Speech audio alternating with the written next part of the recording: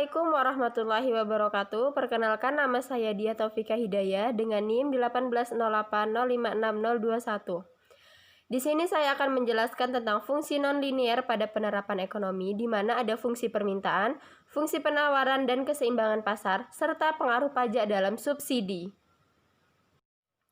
Selain berbentuk fungsi linier, permintaan dan penawaran dapat pula berbentuk fungsi nonlinier.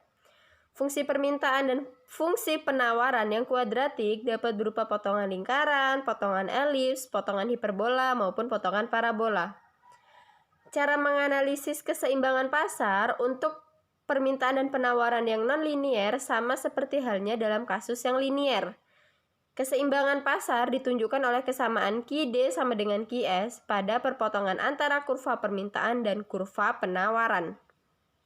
Ini adalah gambar kurva dari permintaan dan penawaran pasar. Analisis pengaruh pajak dan subsidi terhadap keseimbangan pasar juga sama seperti pada kondisi linier.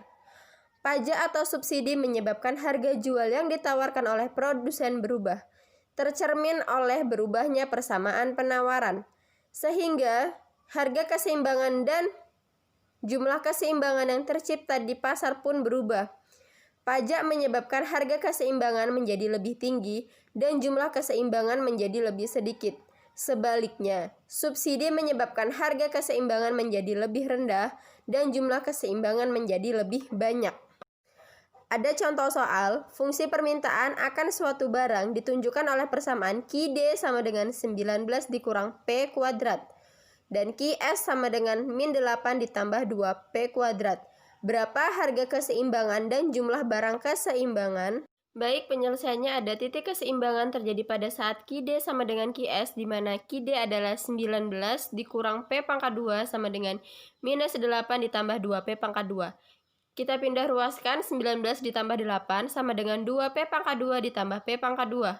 27 sama dengan 3P pangkat 2, 27 per 3 sama dengan P pangkat 2. 9 sama dengan P pangkat 2. Akar 9 sama dengan P sama dengan 3. Jika nilai P sama dengan 3, maka kita substitusikan nilai 3 atau nilai P ke dalam salah satu persamaan Qd ataupun Qs.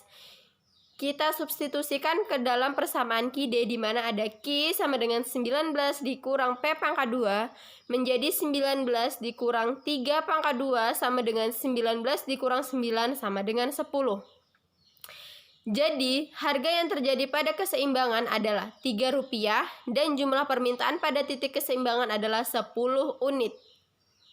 Subsidi pajak. Jika dikenakan pajak spesifik atau pajak tetap sebesar T sama dengan 1, berapa harga dan jumlah barang pada titik keseimbangan?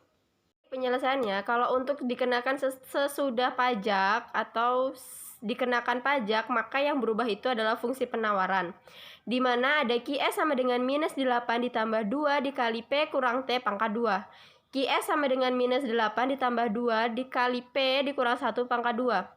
Qs sama dengan minus 8 ditambah 2 dalam kurung P pangkat 2 dikurang 2P ditambah 1. Menjadi Qs sama dengan minus 8 ditambah 2P pangkat 2 dikurang 4P ditambah 2. Sehingga menjadi Qs sama dengan minus 6 ditambah 2P pangkat 2 minus 4. Dan fungsi permintaannya itu tetap, yaitu Qd sama dengan 19 dikurang P pangkat 2.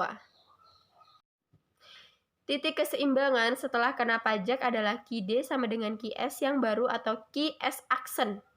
Sehingga 19 dikurang P pangkat 2 dikurang minus 6 ditambah 2P pangkat 2 dikurang 4P. 0 sama dengan 2P pangkat 2 ditambah P pangkat 2 dikurang 4P dikurang 6 dikurang 19. 0 sama dengan 3P pangkat 2 dikurang 4P dikurang 25. Untuk mencari nilai P menggunakan rumus ABC, di mana rumus X1 X12 sama dengan minus B plus minus akar B kuadrat dikurang 4AC per 2A. Di mana nilai A-nya ada 3, nilai B-nya ada minus 4, nilai C-nya ada minus 25. Sehingga kita masukkan P1,2 sama dengan minus 4 plus minus akar minus 4 kuadrat dikurang 4 dikali 3 dikali minus 25 per 2 dikali 3.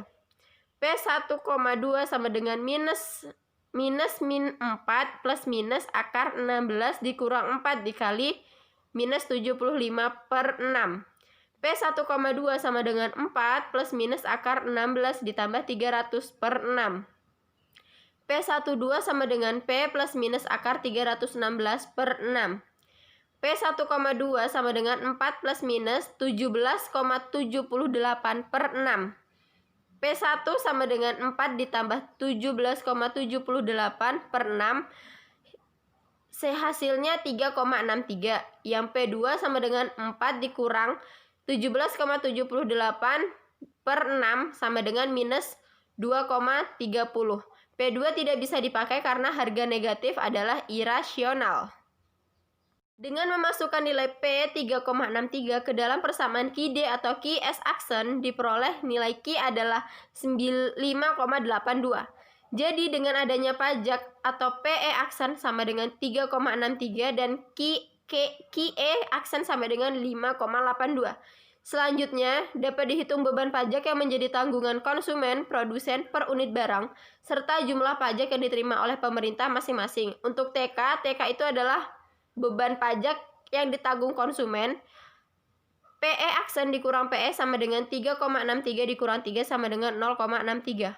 Untuk TP itu adalah pajak yang ditanggung produsen. T dikurang TK sama dengan 1 dikurang 0,63 sama dengan 0,37.